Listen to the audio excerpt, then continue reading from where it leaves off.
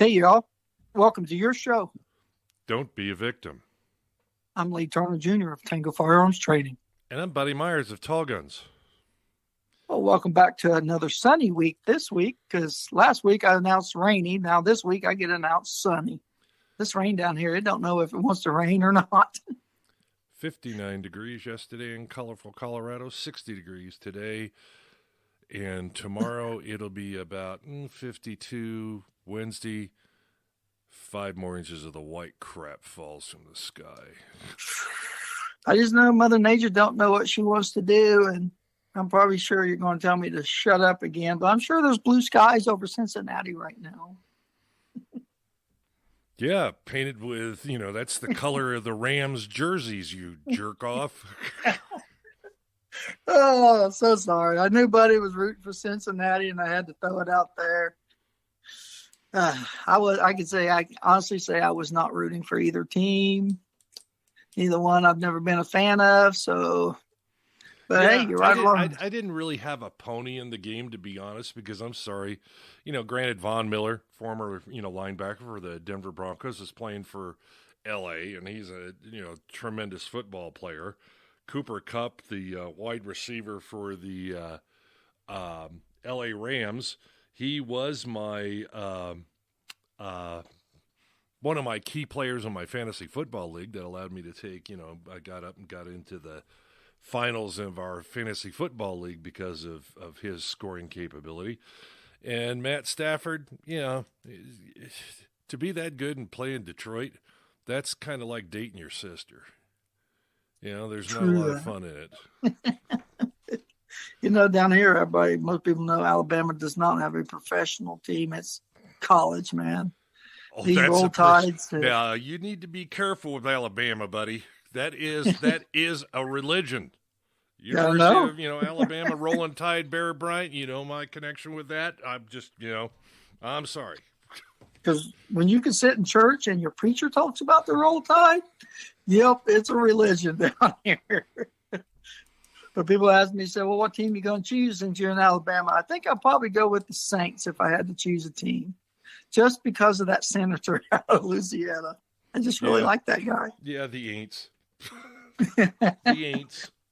I'd rather go with them before I go with Tampa Bay. So. Oh, I'm sorry that I wasn't a Tampa Bay fan. I'm a Ron Gronkowski fan, and just because of that, it's because of that I got to bring Brady along with it. I mean, the GOAT is the GOAT is the GOAT. I mean, let's be real here. But he is done. He says he's done anyways. He's done. Well, some of us have been done in careers and we start new ones. So it's like, nah, I don't think the man's as done as he might say he's done. But we'll see. We'll see. Yeah, we will see. So get back on the topic of what we talked about last week. We were trying to go with common mistakes that the beginner shooter makes that you don't think about. Not the 5 fundamentals. But this one that we said we'd leave off with was stance, correct? Yeah, the stance or the position. Actually, it's the position is where we're going to go, because stance is one of those. Because the position, this it has to be balanced. It's got to be stable, and it's going to be properly aligned with the target. Because the position, whether it's standing, prone, sitting, bench rest, however you're doing it, has to have those components of, balance, proper alignment, and stability. Yeah, you don't want to shoot at an angle. When you're learning how to shoot, you want to square yourself off with the target.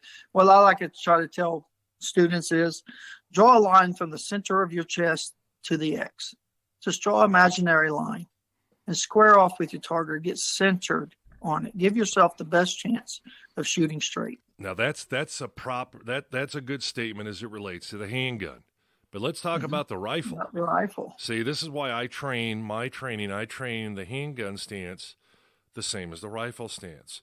Now what you're going to do is you actually take and create a 30 to 45 degree angle off the center of your chest towards that target with your non-dominant hand, which is going to grasp the forend on the rifle or even the forend on the shotgun, aim towards a target, same thing you would do if you were shooting with a handgun, and then the other one lined up, and you're going to use your fingers, basically raise your thumbs up, looking from rear thumb to front thumb. That's your alignment to your target. And that is one good hell of a way to explain it for new shooters out there, or maybe having a hard time understanding what we're trying to get, the point we're trying to get across to you, especially through radio. It's a lot easier when you're watching an instructor do these things for you. You mean they can't see me? Yeah, they can't see you. They cannot see those two thumbs up in the air. Oh, okay. Sometimes they can't see my middle finger when I throw it up in the air too. They've been telling me, people have been watching me for years. No, I'm sorry. Go ahead. I don't know why, but every time I talk about Let's Go Brandon, my middle finger comes up for some reason. That's kind of like two. They go together hand in hand. But on the next segment coming up, we'll talk about the differences between the Weaver and the isosceles, to give you a help. But to clear up my point, when I say you draw that line, I'm getting you ready for the Weaver, because everybody who's ever crossed me know I am not a fan of the isosceles. Me neither. The isosceles position is absolutely terrible, very unbalanced, and very difficult to shoot. And if you're going to shoot a different platform, so I mean, you might like to shoot handgun, you might like to shoot rifle, you might like to shoot shotgun, or shoot all three. You ought to have one consistent stance that it's easy for muscle memory to be developed and pop back and forth. And if you're a rifle shooter now and you've never shot a handgun, well, the Weaver that we'll get into, the actual stance or the I don't want to call it stance. It's a part of the position is going to be, again, how your hands are set up on the rifle will be the way your hands set up on a handgun. But that's kind of a different piece. And if you want to go out search a web, and look at Weaver stance, look at the isosceles, stance, and just think of a triangle, an isosceles triangle. It's kind of like on the back of the $1 bill where you had the pyramid with the all-seeing eye at the top. That's an isosceles triangle. Best way I can give you an association to it. And what we're saying when they said, well, how do I get my body in? It's not your body. It's like you're sticking your arm straight out while you're holding your firearm. And if you look down between your arms, you're making an isosceles triangle. Yeah, if somebody that's what the reference. Yeah, if somebody was looking down at you from above, that's how it would look. But we also have some other positions and things that we're going to talk about. We're kind of covering kind of that grip stance thing. We'll get into that more later. But first thing we're going to do, we're going to take our first break, and we'll be back in a minute. All right. Well, we're back from break. Yeah. So we've got this stance thing that we're talking about, but whether you're standing or we have the ones that are prone, and a lot of people go, "What's prone?" You're laying on your gut. Essentially, you're laying on your gut, and how you're going to hold and shoot the gun from there. And it doesn't matter, again, handgun, rifle, shotgun. And, you don't lay perfectly straight like a stick. You got to, move your legs a little bit to be able to position to keep you from moving around on the ground. And you got to use your elbows to hold the gun up. This is why it always, Lee and I always have a good laugh when we'll go to watch one of these people that are shooting one of these ARs, and by God, they could have a 30 to 60 round magazine underneath it. and this fella goes to shoot it, and he's not, doesn't have a lot of arm length from his elbow up there to his hands. And all of a sudden, that magazine's holding that gun up higher, and he can hold it up. And when I say he, I'm talking about, males and females. We've seen both. And it's like, you're going to have to either one transition the gun a little bit more at an angle, and that means you got to move that sight and those scopes around, or hey, how about you use a smaller magazine and just reload, or use a bipod. That's another piece of equipment that can go on the end of the gun. Because like Buddy was talking about, the prone, that's my favorite. I have a shooting mat that I lay down on. I bought me one. You can get them on most anywhere for about $40, a good one. It's going to give you a nice little cushion to get down on. You don't want it doesn't have to be your full body length. You just want to be able to get probably from mid body up, get your elbows out there on it. But the prone is a lot more stable position, especially when you start shooting those yardages, 100 yards, 200 yards, 300 yards. you're going to be a lot more stable. You're not going to have that arc of movement that's going to be moving around on you, because now you're going to be able to fix that buttstock in your shoulder, adjust your elbows to the height. And that's the one thing. It's like you have your own built-in bipods on your rifle. Yeah, it's a lot stabler position. And if you've ever watched sometimes, and maybe you haven't, long distance hunters, yeah, they'll get in a prone position, or they'll kind of lay up onto a rock to where they're very stable. It's kind of a modified version of the prone, but that's what they're doing. They're giving themselves that stability to adjust the gun so it's not going to move around, plus that they can watch the wind. Got to watch the wind and the flow of the wind and the swirling and everything else when you get out at distance to be able to make that adjustment and keep that gun stable. And then the next logical one from, laying on your stomach. And I'll be honest with you, sometimes folks have some issues with that, whether, we've enjoyed way too much Italian food and pizza, or just because the way your body's built. Prone can be a little bit of a difficulty. But the next one is what's called the sitting position. Now, you get people will shoot sometimes the sitting position with a handgun. It's primarily a rifle position, not so much a shotgun position. But you're gonna sit on your butt with your legs kind of bent up, and this is hard to explain over the radio. And you put your knees can be rested up, or your elbows can be rested up on your knees to give you that additional support. And I highly suggest you do some thigh workouts with this position, because you're going to be resting your elbows on them.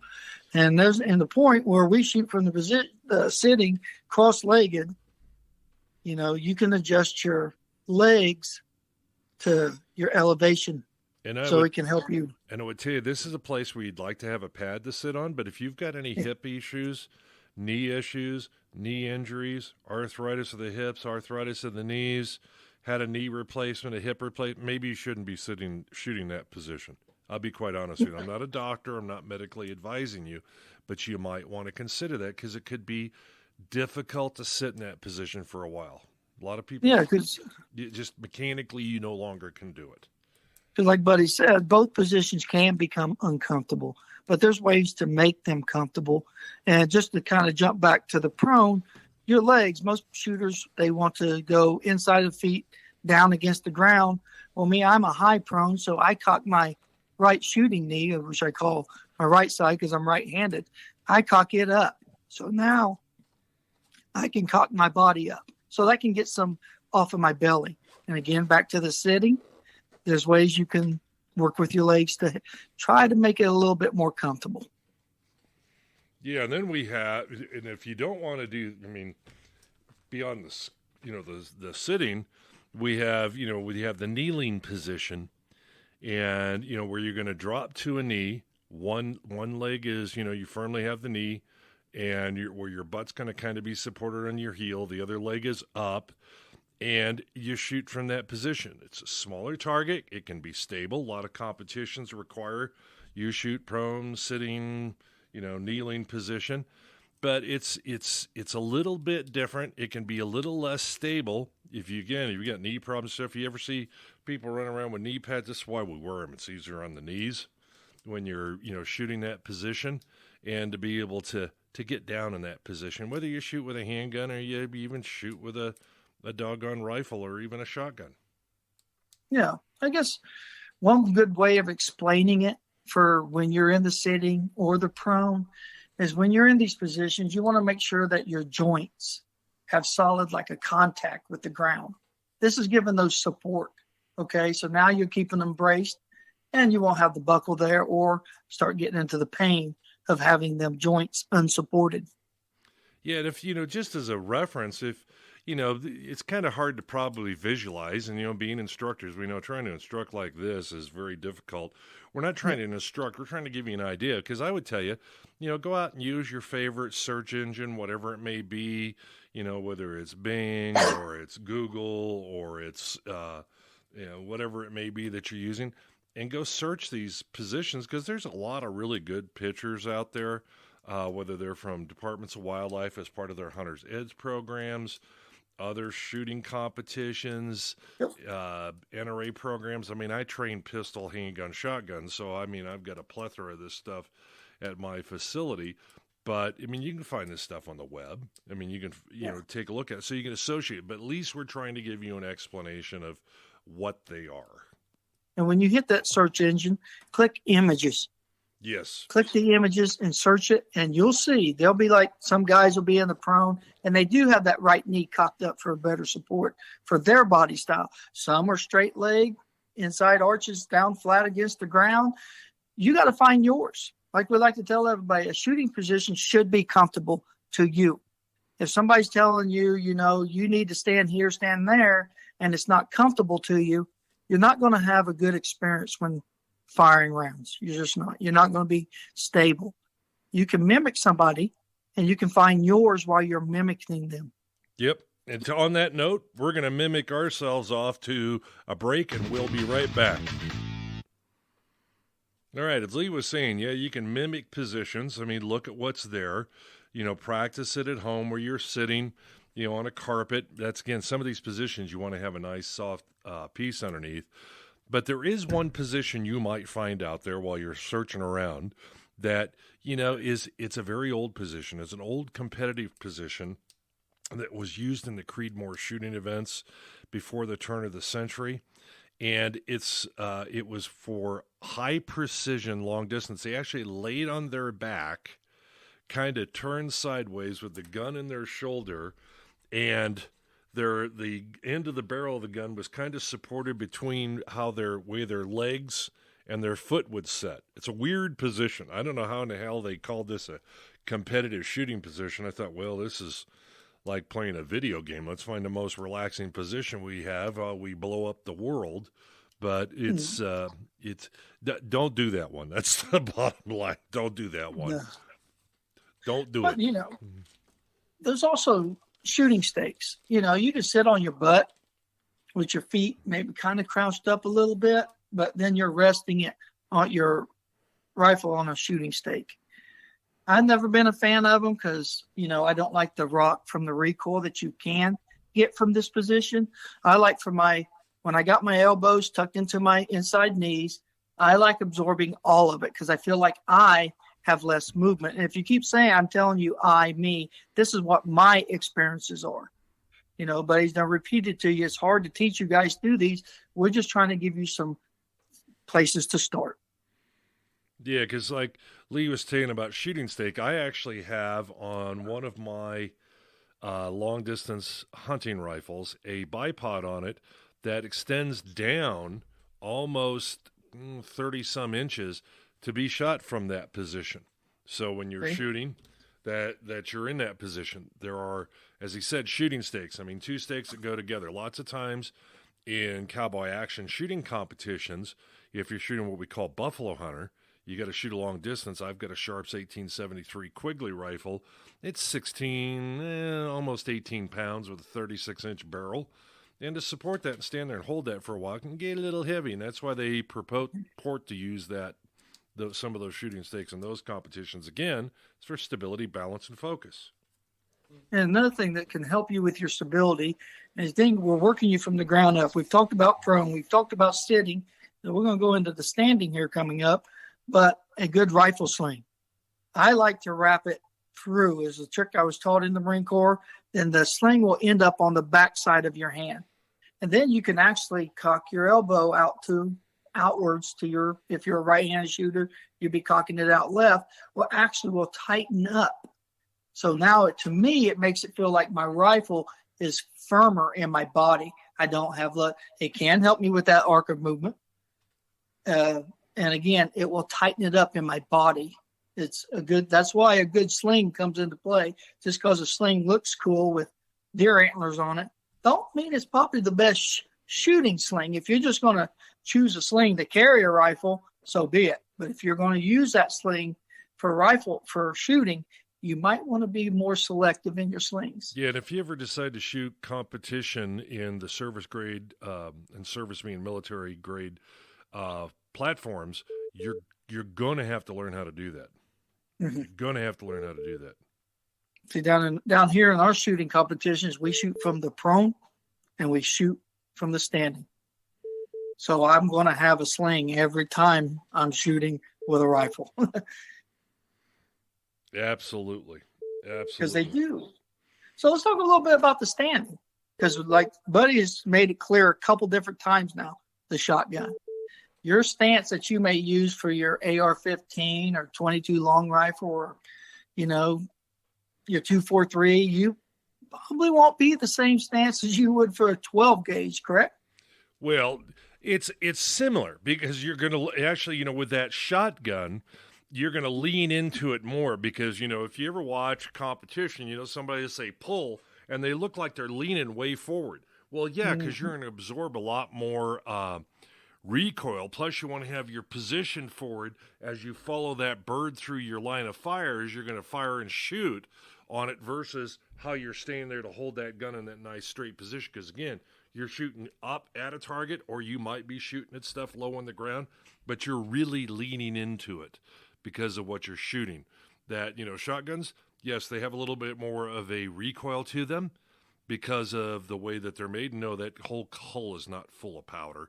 It's a lot less, but yeah, you'll have that. It's just a difference in the way that you shoot, but you still stand with your feet positioned the same way, shoulder width apart. You're leaning forward. Yeah, it's very similar. Is it 100% the same? now? Just like shooting a rifle and a handgun. Close. There's probably a 7 to 8% variance. And I don't know if it goes this for Buddy, but for me, most of the rifle classes I instructed, it's most shooters that they come across is where do they place their offhand? Where on that forestock? Well, for me, the further back to the magazine well, the more stable I feel like I am. So when I'm wrapping my hand through my sling, now I'm starting to pull it back to tighten it up because now I'm starting to use my elbow and the underneath my bicep to rest on my outer chest. So I'm kind of creating like a platform. It's like I'm resting my rifle on a shooting bag, something that can give me stability. Because if you got your forearm all the way extended out, that rifle's going to get awful heavy and it can actually cause you to start to shake. That's why a lot of operators, they used to do that long extension out. We're going back a little bit shorter than we used to. Well, with that being said, we're coming up on the end of another show. Lee, if you want to take us into our closing, we'll come back and we'll visit a little bit more on stance and position next week. But go ahead and take us into our closing, Lee. Sounds like a good way to start back out next week. So, as always, people, watch your six, watch your family six, watch your friends six. And as long as you have our Lord and Savior in your life, 6 feet ain't so far down. And remember, folks, if you want your children to know about freedom, it is not one on the battlefield. It's one in the classroom and in the home. Know what they're being taught and teach them about freedom. And until next week, we thank you again for listening and have a wonderful week and, a joyous, hopefully you remembered to take care of your Valentine yesterday, or today's really a bad day for you. Once again, take care, y'all.